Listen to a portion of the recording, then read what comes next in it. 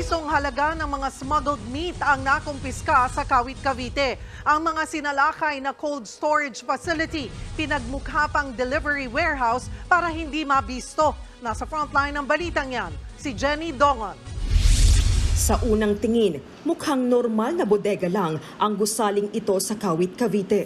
Puno ng mga padala ang bodega nang pasukin ito ng Bureau of Customs at Department of Agriculture.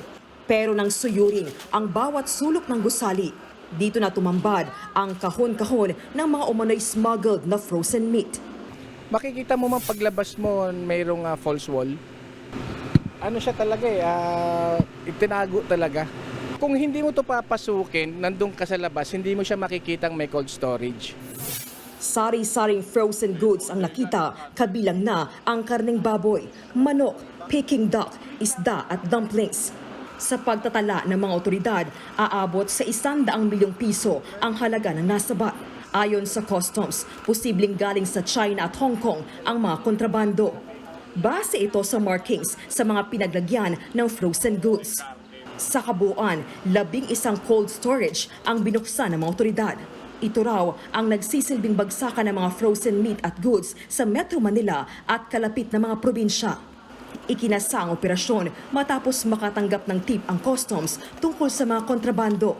Ayon naman sa DA, delikado at hindi ligtas kainin ang mga nakumpiskang karne dahil kulang sa permit at hindi dumaan sa inspeksyon. Base na rin sa unang pagsusuri ng NMIS, karamihan nakita naman natin unfit for human consumption. Packaging, yung handling, yung storage, bagamat nasa refrigerated or kitang-kita natin na hindi maayos at very clear yung violation sa Food Safety Act. Bibigyan pa sana ng mga otoridad ng 15 araw ang may-ari ng pasilidad na magpaliwanag at magbigay ng mga kaukulang dokumento. Pero dahil sa hindi maayos na pag-iimbak sa mga frozen goods, agad na nila itong kukumpiskahin at susunugin. Iniimbestigahan din kung gaano nakatagal ang mga storage facility na ito. Pinaghahanap na ng mga otoridad ang may-ari na nasabing warehouse. Nagbabalita mula sa Frontline, Jenny Dongon, News 5. Mga kapatid, Cheryl Cosim po, huwag maging huli at maging una sa lahat sa balitaan.